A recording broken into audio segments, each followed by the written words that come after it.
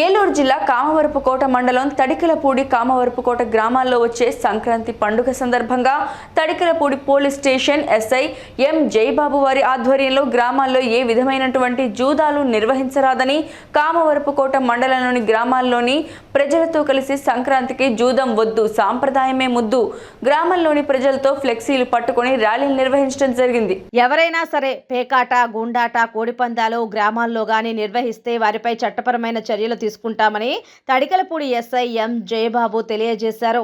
ఈ పేకాట కోడిపందాల వల్ల సామాన్యులు డబ్బులు పోగొట్టుకుని అప్పుల పాలు కావాల్సి వస్తుందని, అందువల్ల ఈ క్రీడలకు దూరంగా ఉండి సాంప్రదాయబద్ధమైన కబడ్డీ, వాలీబాల్ మొదలైన క్రీడలను ప్రోత్సహించాలని తెలియజేశారు.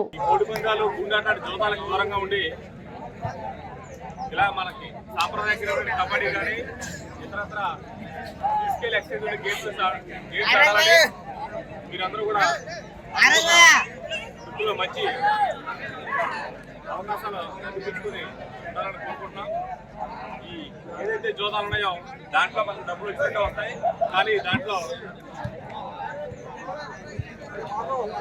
దాంట్లో లాస్ ఎక్కువ ఉంటుంది. చాలా మంది అప్పులు పాలపై బెట్టింగ్లు పాడి సూసైడ్ చేసుకున్నట్లు చాలా చూస్తున్నాం. కాబట్టి మీరంతా కూడా ఈ ఆడుగా లాంటి అవకాశం వినియోగించుకోవాలని కోరుకుంటున్నాం. థ్యాంక్